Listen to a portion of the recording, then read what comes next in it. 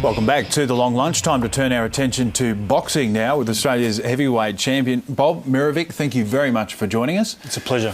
Yep. Solomon Hamono is the man listed as your possible next bout. It was supposed to be happening on Anthony Mundine's undercard, but it appears he's ducking you. Well, the word is, I think Solomon wants to fight me, but the word is he's not prepared just yet to fight me. I have a vast amount of experience, yes. I believe that I'll beat him and beat him well. He's got a great trainer and the best trainer probably in Johnny Lewis. I have Jeff Fenech in my corner, so that creates a great interest there. But a Hamono versus Bob fight will be the biggest heavyweight fight ever staged in Australia, and it will happen. It will happen definitely, and hopefully at the Sydney Entertainment Centre, hopefully by September. And we'll see the great fight. It'll be a terrific fight. Obviously, we've been seeing the Mundine-Green rivalry expand over the last 5 years. Now that Green's gone, it might be the new era for Australian boxing in the heavyweight class. Why won't Hamono fight you right now? And how much of a rap is that on your ability? Well, Solomon has fought guys who I believe are below par in class. He's fought mainly guys that who could test him, with strength and power, but haven't got the durability that can take him past 4 rounds or 6 rounds and into the deep water, so to speak, and give him a hard fight. I can do that and much more, and I know he's not ready for that test just yet. So I'm hoping that this next fight he has on Monday's undercard will be one that'll test him and give him the confidence to take on Big Bob. Bob, you've been in the game a long time. You're over 40 years of age now. How difficult is it, as the Australian heavyweight champion, to have a look around you as far as champions in other weight classes and see that their purses are a little bit higher than yours? A lot higher? Great amount. How difficult is it? Mine's like a drop in the ocean compared to theirs. I mean, because your record speaks for itself. How difficult is that, coming up and sweating it out year after year? Well, I go through this great age of creating myself. Always believe in your dreams. I know the road's been hard and tough, but I know eventually I'll persist, and eventually it'll come to my way. The thing is, Hamono, Hopewadi, Mundine, they're all great guys, great sports people.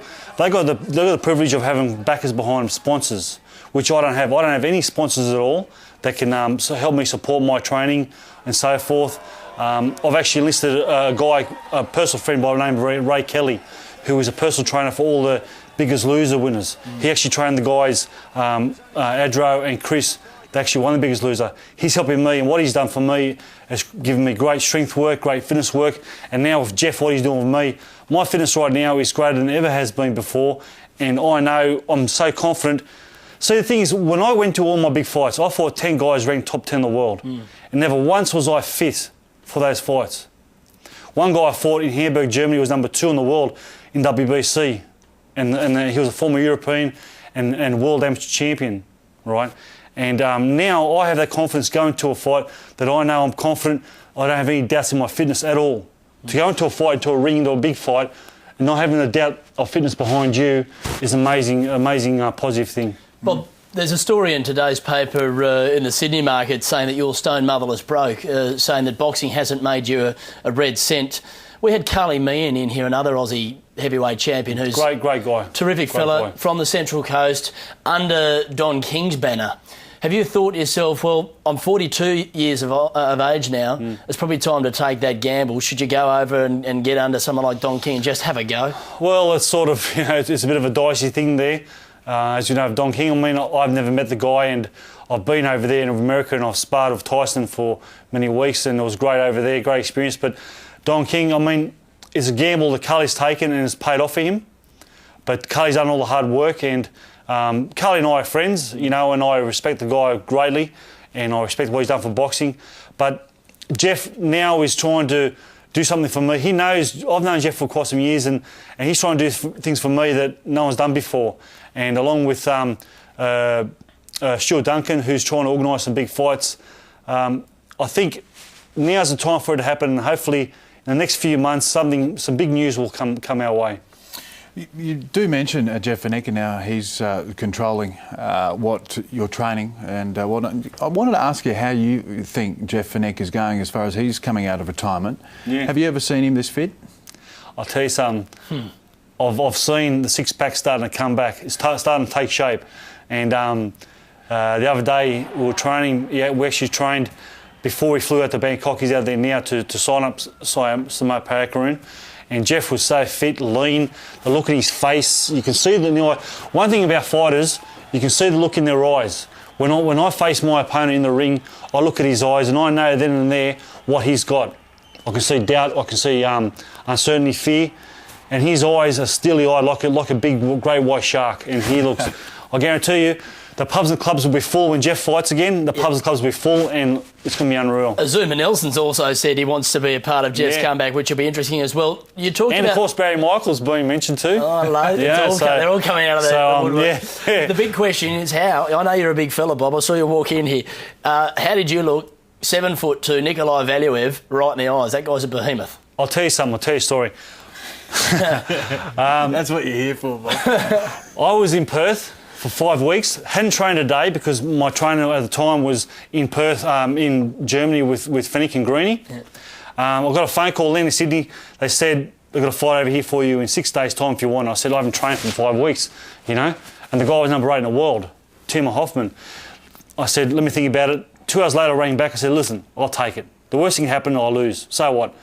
I drove home to Newcastle at the time. I drove back to the airport. I was 4 hours from takeoff.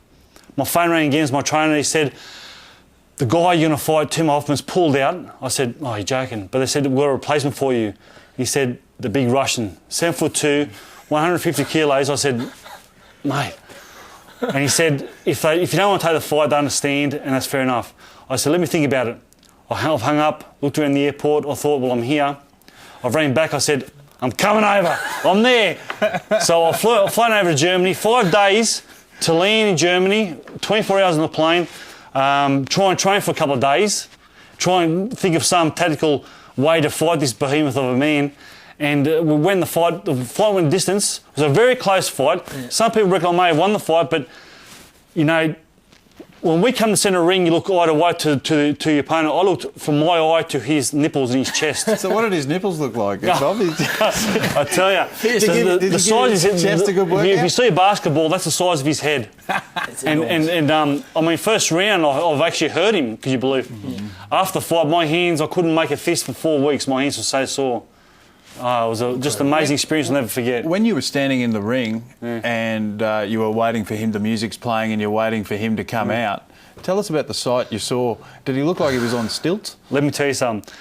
The fear I was going through, normally I say don't let fear stop you, normally I don't. But I was in the ring, I thought to myself, I'm not going to look at this guy walking out because I heard his music about to make his entrance. I thought, I won't look.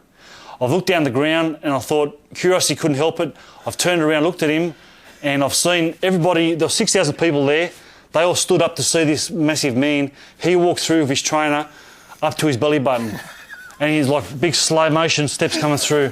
And I thought, my God, what am I doing? I thought, like a Rocky movie.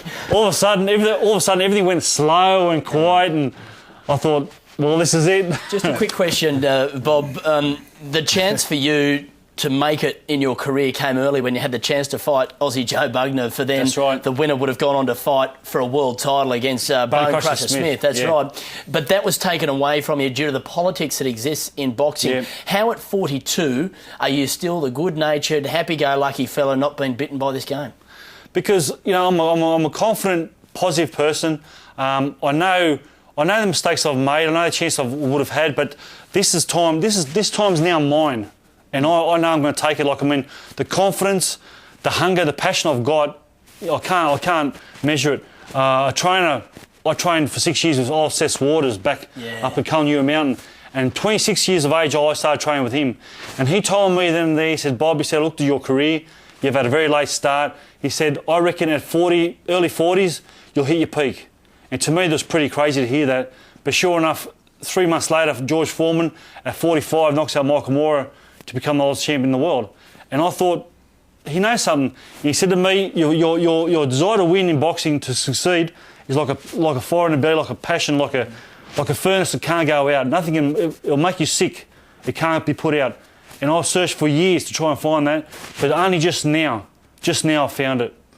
and it's there, and I can't wait. I'm telling you, people are going to see that I never refused believing my dream. I realised my dream, and it will happen. And people are going to see that he never gave up. Oh, that's a great story, Bob.